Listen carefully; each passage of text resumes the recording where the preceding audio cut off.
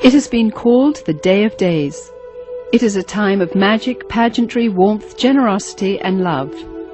For many of us, our fondest childhood memories revolve around the traditions of Christmas. It is a time that many around the world celebrate as the birth of Jesus Christ, the Saviour and Messiah of mankind.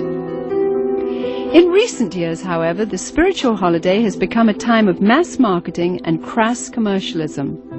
Incredibly, many businesses derive more than half their yearly income during this period. The process of gift-giving, once thought to have come from the story of the wise men who offered gifts to the newborn Christ, has evolved into the buying frenzy we see today during the month of December. But what about the other Christmas traditions? Have you ever wondered why we decorate the Christmas tree? Why we light the Yule log? Why we hang the mistletoe? And why we teach our children to believe in Santa Claus? In the next hour, you will discover the true origins of Christmas. You may be surprised or even shocked to learn the source of your favorite holiday traditions. Chances are, you'll never look at Christmas the same ever again.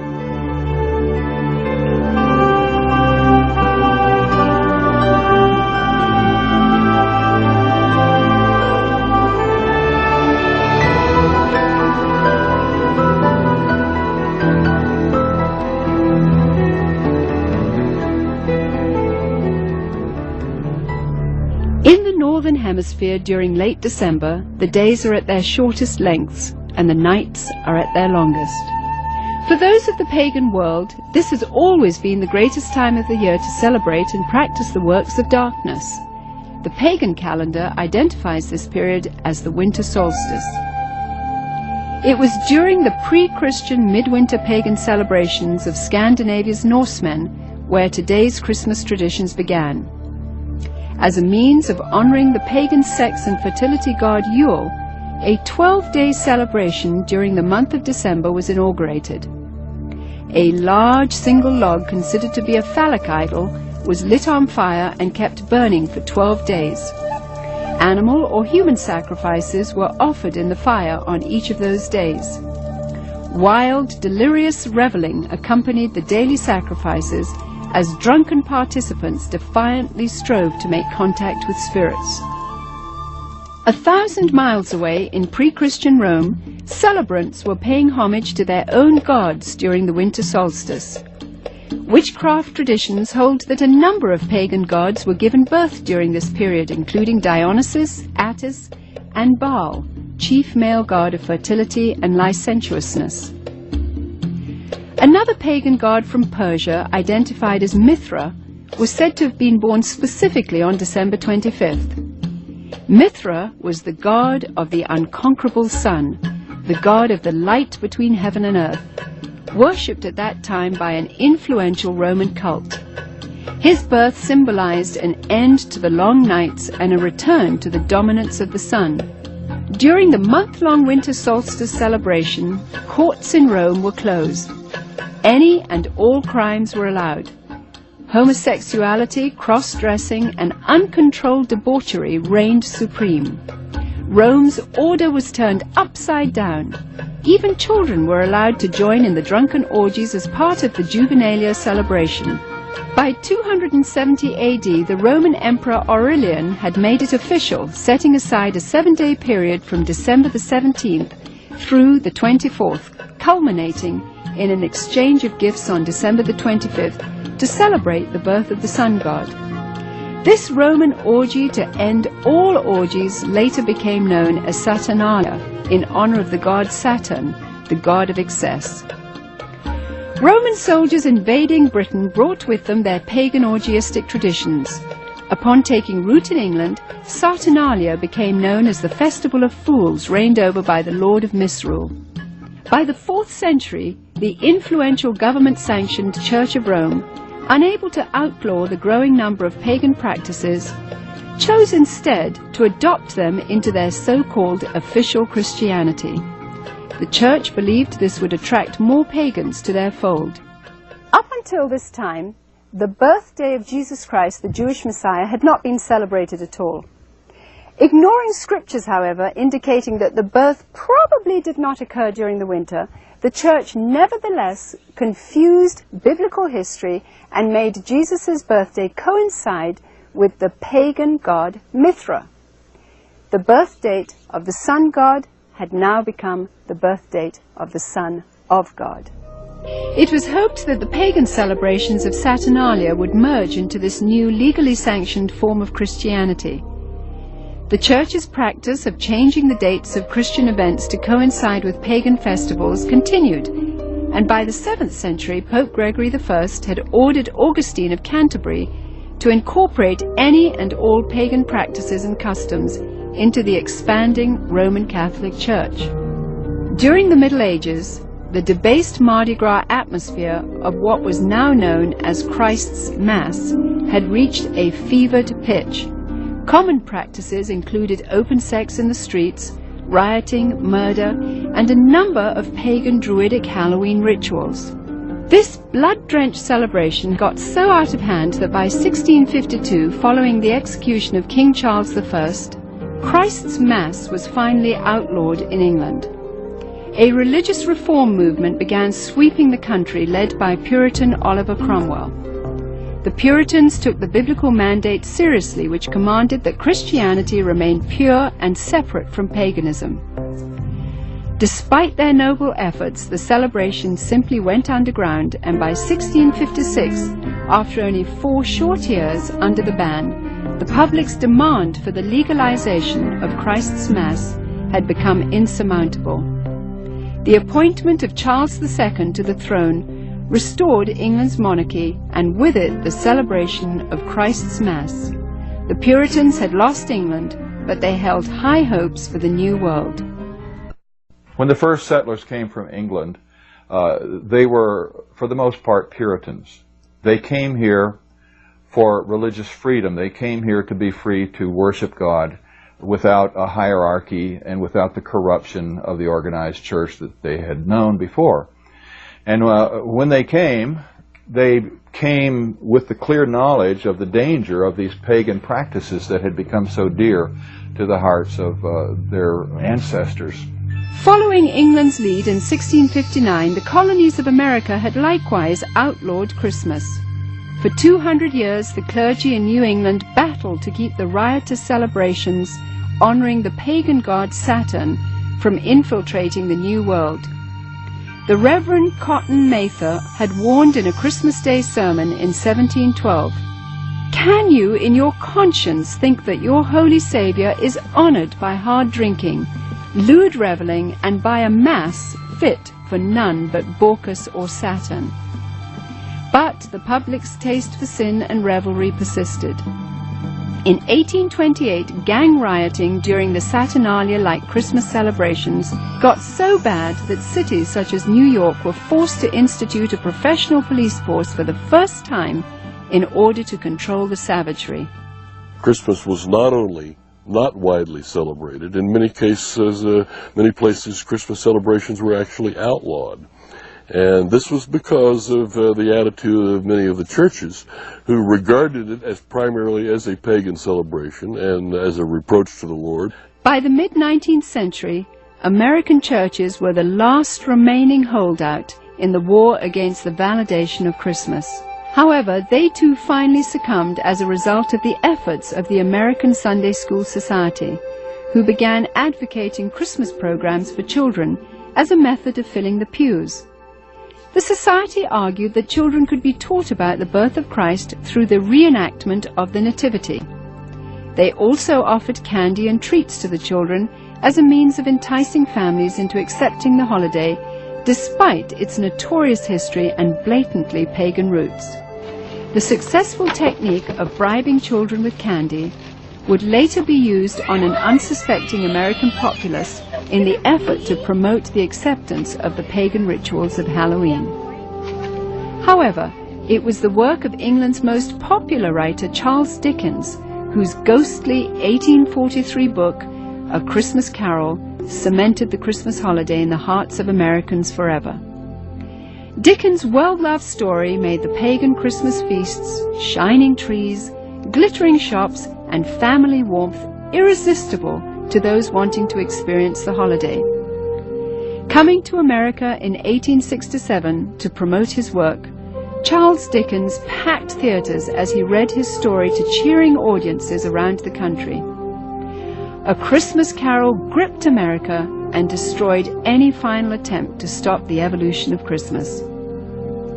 By 1875, the Puritans had been beaten, and by 1890, all American states had voted to make Christmas a legal holiday.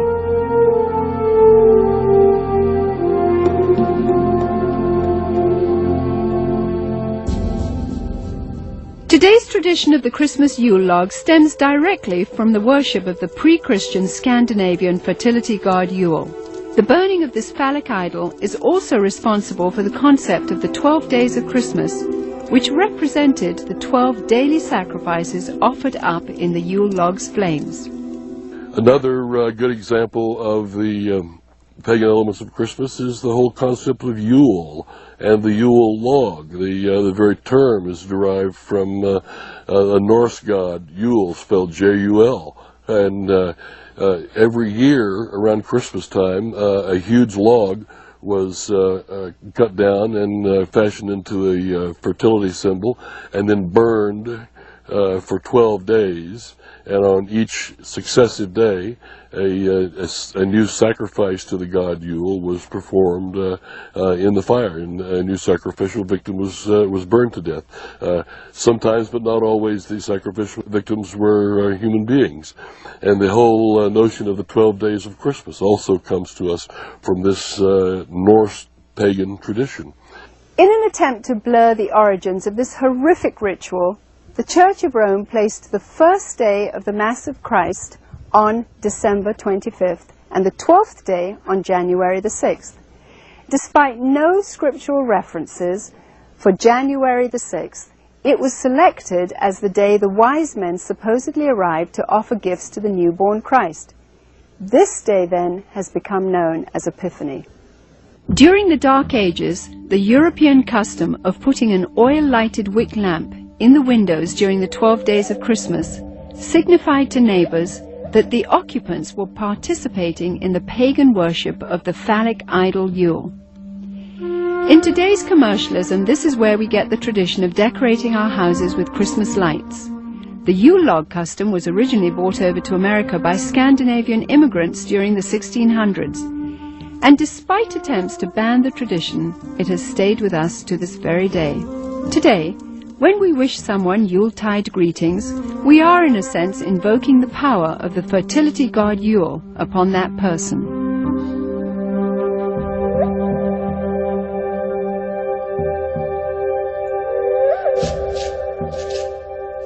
During the Saturnalia celebrations, holly and other greens were hung over doorways as part of a pagan ritual to ward off evil.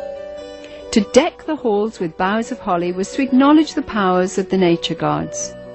According to Wiccan rituals, placing holly or other greens in the shape of a circle or wreath accentuated its magical power. Similarly, mistletoe, when used in the casting of Wiccan or Druidic spells, could render a woman helpless and open to sexual exploitation.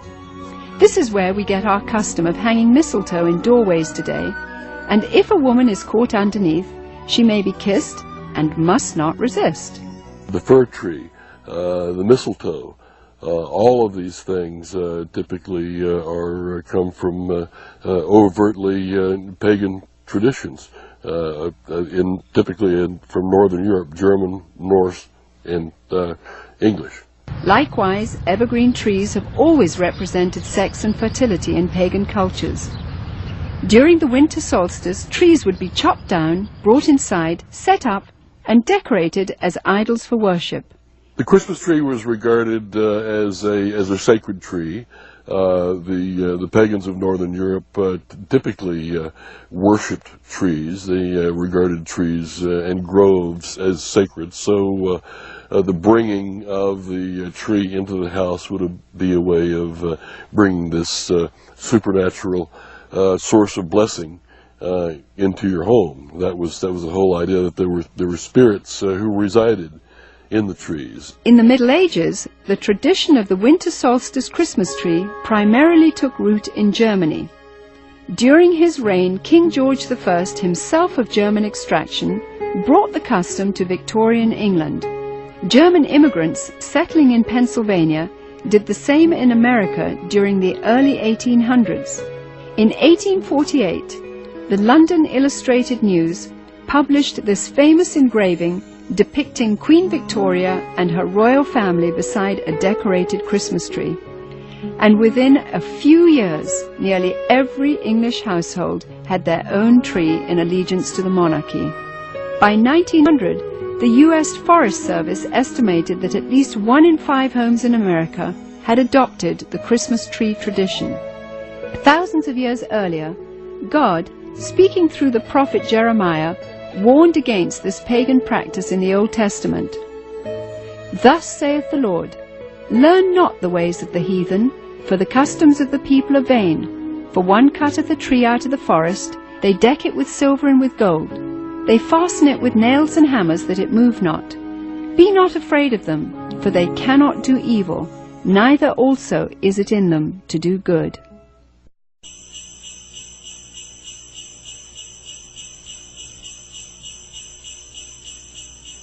Santa Claus is another good example of a pagan element of Christmas. Santa Claus, as we know him today, is an amalgamation of several different traditions, but in most cultures throughout the world, you will find the existence of what is known as hearth gods, gods who guard the hearth and the chimney and keep the fires burning and make sure the food cooks properly and the people are warm and what have you. And at a certain time of year, in the middle of winter, typically, the hearth god dressed in red will come down the chimney to reward those who have pleased him during the course of the previous year, and to lay curses or hexes or other forms of punishment upon people who have displeased him.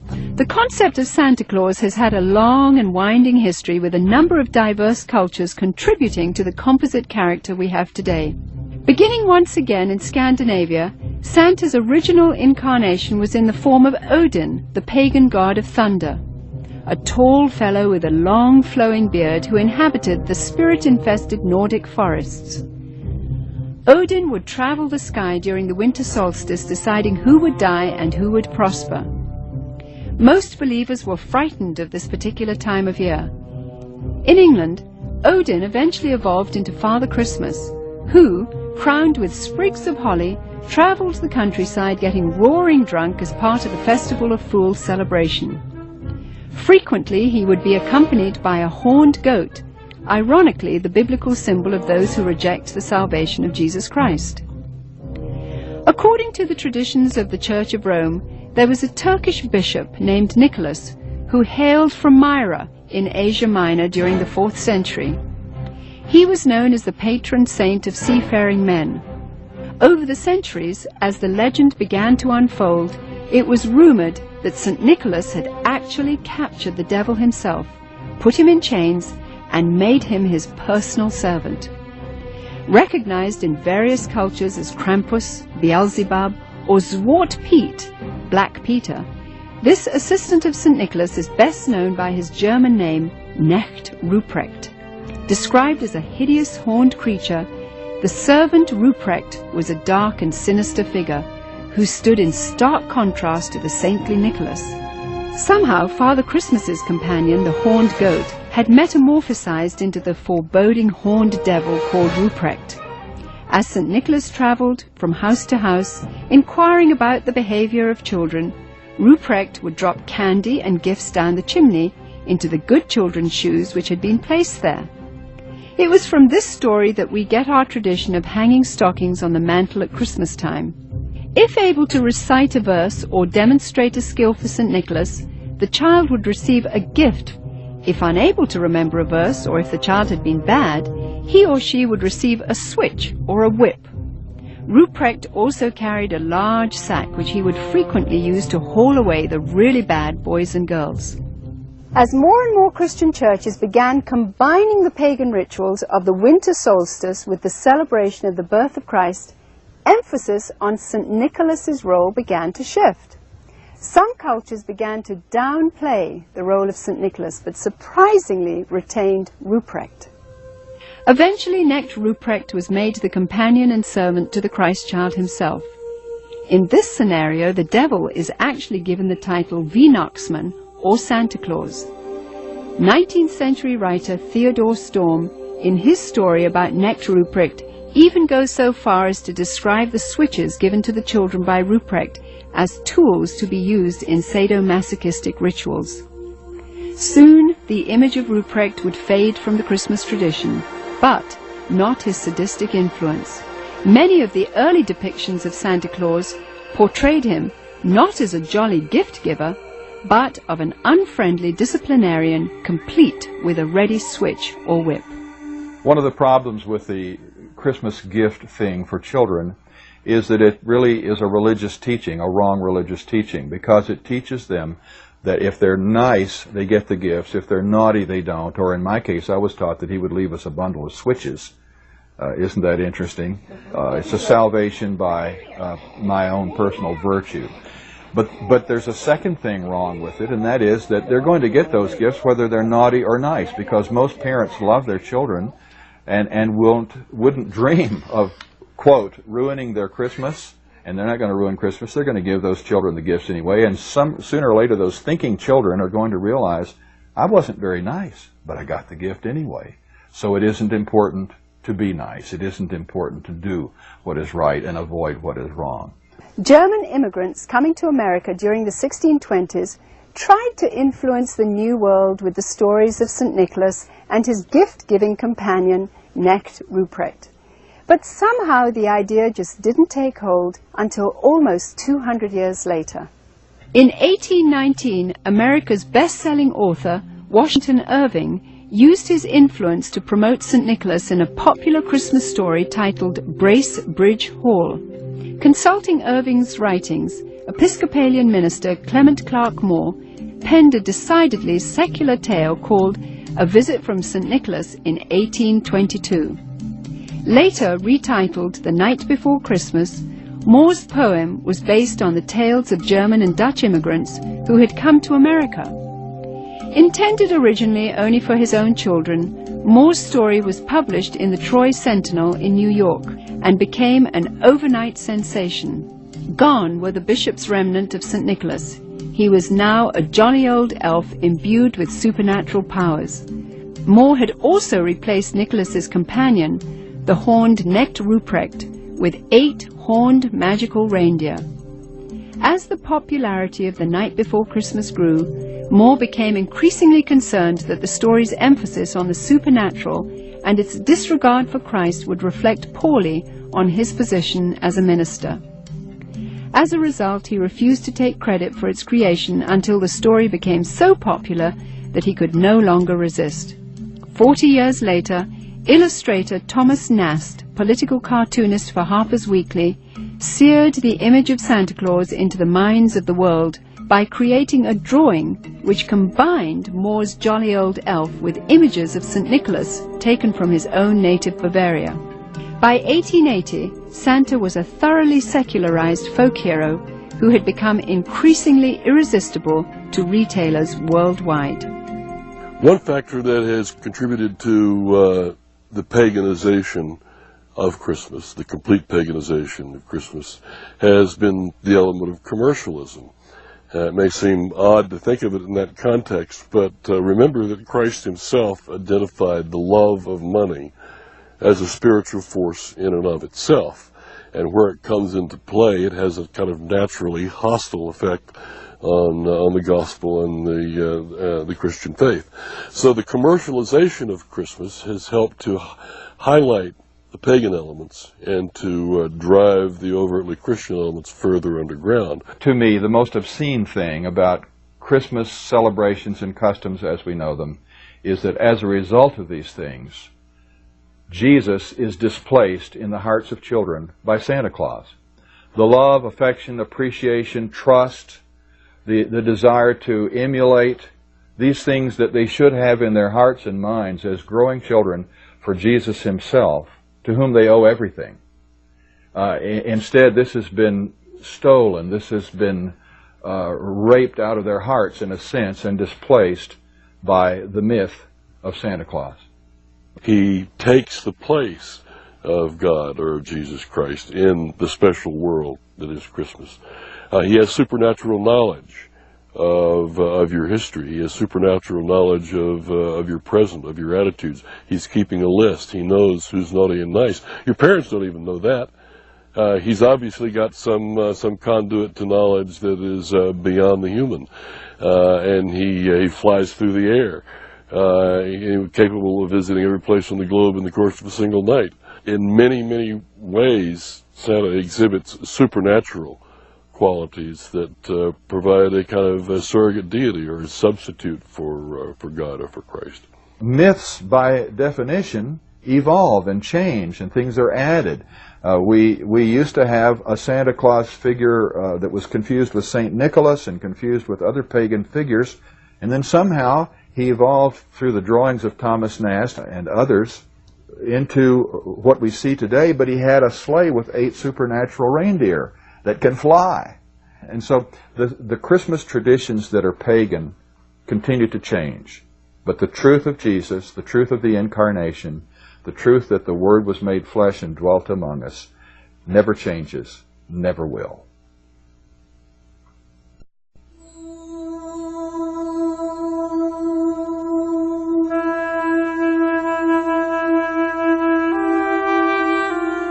Various scriptures in the Bible, including the 2nd chapter of Luke, record the events surrounding the birth of the Messiah.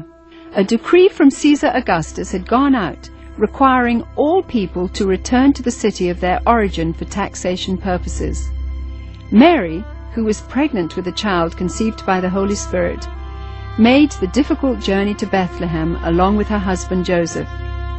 Both Joseph and Mary were of the lineage of King David. Upon arrival, they found all the inns to be full, but were provided with a stable where Mary could have her baby. At the same time, an angel announcing the birth of the Messiah appeared to shepherds tending their flocks in a field nearby. The stunned shepherds hurried to Bethlehem and found the baby Jesus lying in a manger just as the angel had declared. Although traditional nativity scenes place 3 wise men at the stable at the time of Jesus Christ's birth, according to Scripture, these wise men visited Jesus later at his home. Because 3 gifts are named, gold, frankincense, and myrrh, tradition says 3 men gave them, but exactly how many wise men visited Jesus is not known. The birth of Jesus Christ miraculously fulfilled a number of Old Testament prophecies about the coming Messiah, including that he would be born in Bethlehem, that he would be born of a virgin, and that he would be a descendant of King David's. The concept or the idea of celebrating the birth of Jesus once a year had apparently never occurred to the Church Fathers. In the first 3 centuries of the Church's history, there was no such thing. And I think God perhaps very carefully avoided telling us in the Scriptures when he was born. We can be sure of one thing: it wasn't in late December, and because in the first place, shepherds don't abide by their flocks in the fields by night in late December. It's too cold. They take them out in the morning to pasture, protect them while they eat all day, and then bring them back in at night. So it wasn't in late December.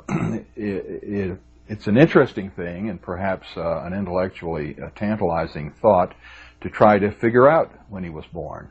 And it can be done within limits, and if it mattered, and apparently it doesn't matter to God, he was probably born in late September.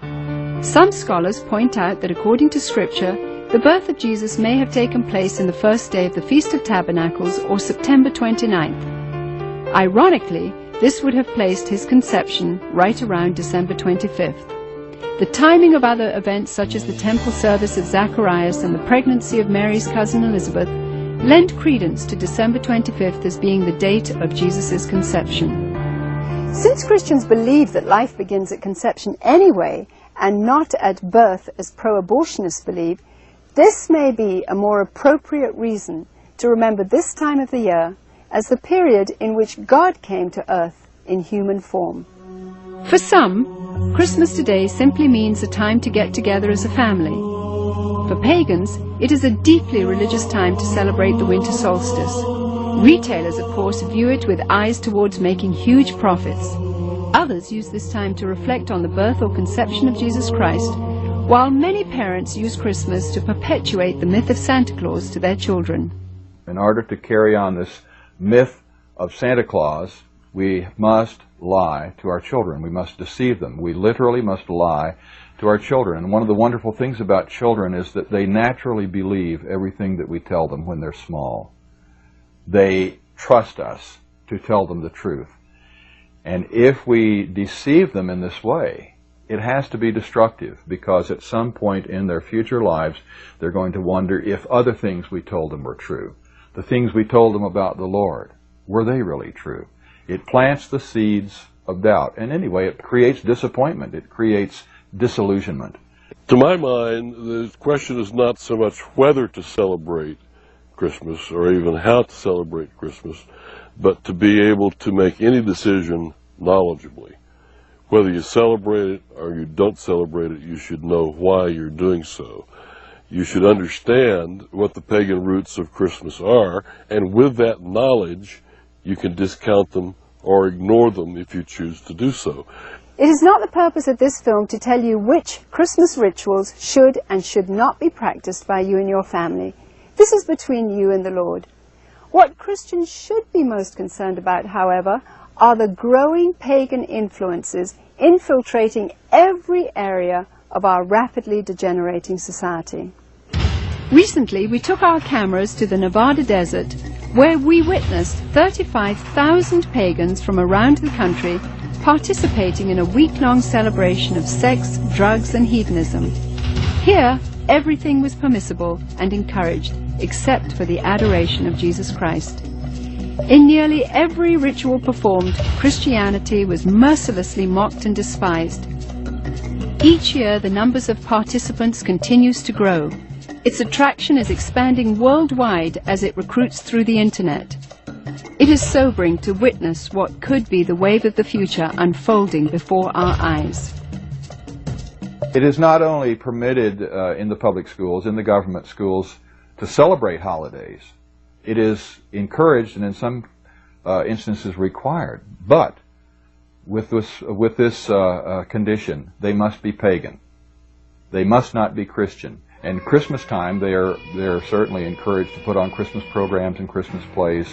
But all references to Jesus, all references to the gospel, all references to the incarnation, all references to God must be omitted. They sing about Santa Claus, they sing about Rudolph the Red-Nosed Reindeer, and God only knows what else they sing about that isn't scriptural. Since the pagan elements in Christmas are so strong, and they provide virtually the entirety of the structure and the content of the holiday, there is no Christian element in the holiday. Therefore, it becomes the ideal, politically correct, culturally diverse, multicultural holiday for everyone. In the 17th chapter of John, Jesus taught that it was appropriate for his followers to be in the world, but not of the world, meaning that we should be involved in our world so as to have a positive influence, but not become corrupted by it. The mighty Joshua, in challenging his people, said, "Now therefore fear the Lord, and serve him in sincerity and in truth, and put away the other gods which your fathers served. Choose you this day whom ye will serve, but as for me and my house, we will serve the Lord." Rather than setting aside a few days of the year to remember the Lord, Christians should live with a day-by-day, moment-by-moment dedication of their entire lives to Jesus Christ. Then, and only then, will they be able to have victory over pagan influences and to have an impact on society for God the Creator. To those with a heart for evangelism, Christmas time provides a wonderful opportunity to tell others about the true gospel, about God's plan of redemption, and the real purpose for Jesus Christ entering the world.